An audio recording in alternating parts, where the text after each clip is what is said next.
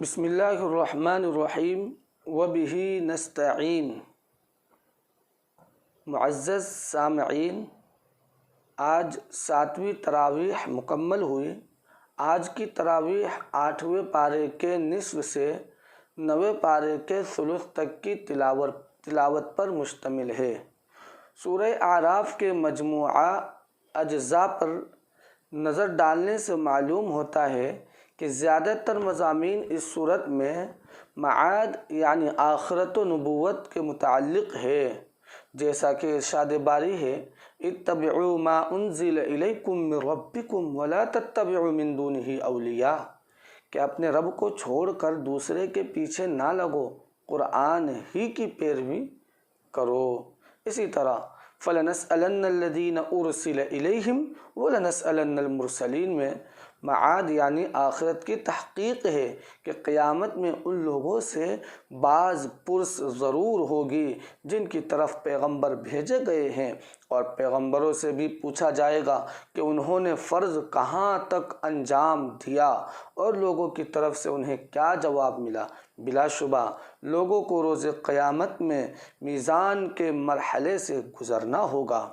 اس سورہ شریفہ کے دوسرے اور تیسرے رکوع میں بتلایا گیا کہ امور حقہ مثلا رسالت و معاد کی تکذیب و انکار سرکشی ہے، اور سرکشی شیطان کا کام ہے، چنانچہ اس کی طرف اشارہ کرنے کے لیے شیطان کی عداوت کا بیان فرما کر اس سے احتیاط کی تاکید فرمائی گئی ہے۔ ارشاد باری ہے وَلَقَدْ مَكَّنَّاكُمْ فِي الْأَرْضِ، اے لوگو تمہیں زمین میں اختیار دے کر بسایا، تمہاری پیدائش کے بعد تمہارے آگے فرشتوں سے سجدہ کرا کر تم کو عزت بخشی اور تم کو نعمتوں سے مالا مال کیا، مگر تم لوگ کم ہی شکر گزار ہوتے ہو۔ آگے فرمایا اے اولاد آدم، اللہ کی مقرر کردہ حدود سے تجاوز نہ کرو، اللہ حد سے بڑھنے والوں کو پسند نہیں کرتا۔ ارشاد باری ہے انہو لا یحب المسرفین۔ ارشاد باری ہے اللہ نے حرام کر دیے ہیں بے شرمی کے کام، خواہ وہ کھلے طور پر ہوں یا پوشیدہ طور پر ہو، اور حرام ہے اللہ کے ساتھ کسی کو شریک کرنا، اور حرام ہے اللہ کا نام لے کر یا اللہ کی جانب منسوب کر کے کوئی ایسی بات کہنا جس کے متعلق تمہیں علم نہ ہو کہ وہ بات اللہ نے ارشاد فرمائی ہے وَأَن تَقُولُوا عَلَى اللَّهِ مَا لَا تَعْلَمُونَ۔ آگے نافرمانوں کا ذکر فرماتے ہوئے ارشاد فرمایا ہے کہ اللہ سے سرکشی کرنے والوں کا جنت میں داخلہ ایسا ہی ناممکن ہے جیسا اونٹ کا سوئی کے ناکے میں گزر جانا۔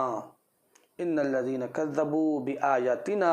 واستكبروا عنها لا تفتح لهم ابواب السماء ولا يدخلون الجنة حتى يلج الجمل في سم الخياط۔ لیکن نیک لوگوں کے لیے جنت کی خوشخبری ہے، اے لوگو تم اللہ کو پکارو خوف و امید کے ساتھ، یقیناً اللہ کی رحمت نیک لوگوں کے قریب ہے، ان رحمت اللہ قریب من المحسنین۔ اس کے بعد اللہ تعالیٰ نے متعدد پیغمبروں اور ان کی امتوں کے حالات و واقعات کا ذکر فرمایا، اور لوگوں کی سرکشی اور بداعمالیوں کی وجہ سے ان پر اللہ کی طرف سے مختلف عذاب نازل ہوئے، ان کا بھی ذکر فرمایا ہے تاکہ لوگ نصیحت و عبرت حاصل کرے اور دعوت رسالت کو قبول کر کے ہدایت پائے۔ متعدد عبرت آموز واقعات سنانے کے بعد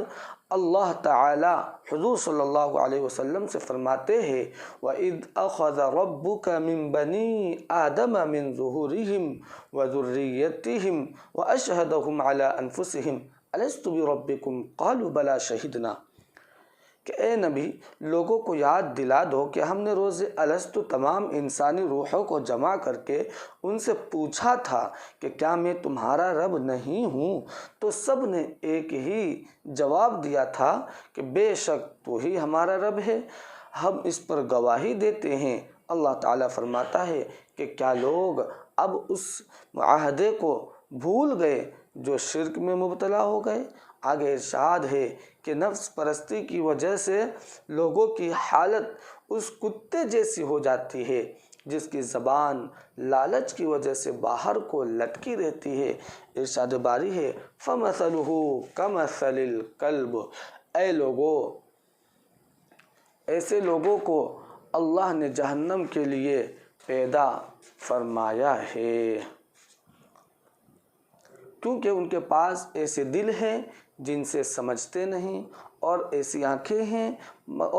ہیں مگر وہ حق راہ دیکھتے نہیں، اور ان کے پاس کان ہیں جن سے سنتے نہیں، وہ جانوروں کی طرح ہے بلکہ ان سے بھی گئے گزرے ہیں۔ اللہ تعالیٰ حضور صلی اللہ علیہ وسلم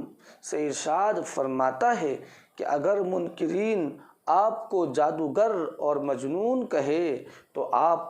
اس کی کوئی پرواہ نہ کرے، آپ تو یہ فرما دے کہ میں تو ایک خبردار کرنے والا ہوں، اور جو میری بات مانے ان کو خوشخبری سنانے والا ہوں۔ آخر میں حضور صلی اللہ علیہ وسلم کی تبلیغ، حضور صلی اللہ علیہ وسلم کو تبلیغ کی یہ حکمت خصوصیت کے ساتھ بتائی گئی ہے کہ مخالفین کی زیادتیوں کا مقابلہ صبر اور ضبط سے کرے، تاکہ اشتعال کی وجہ سے کوئی ایسا واقعہ نہ ہو جائے جس سے تبلیغ کے کام میں رکاوٹ پیدا ہو۔ اللہ تعالیٰ حضور صلی اللہ علیہ وسلم سے ارشاد فرماتے ہیں کہ آپ نرمی اور درگزر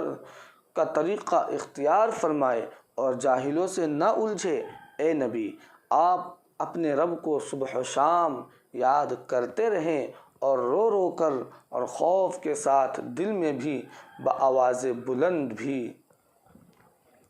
اللہ تعالیٰ سے دعا کرے کہ اللہ تعالیٰ حضور صلی اللہ علیہ وسلم کی رسالت کو مکمل طور پر قولاً و عملاً تسلیم کرنے کی توفیق نصیب فرمائے، آخرت کا یقین عطا فرمائے، اور اپنے سے گڑ گڑا کر مانگنے والا بنائے۔ آمین۔ سبحان اللہ و بحمدہ، سبحان اللہ العظیم۔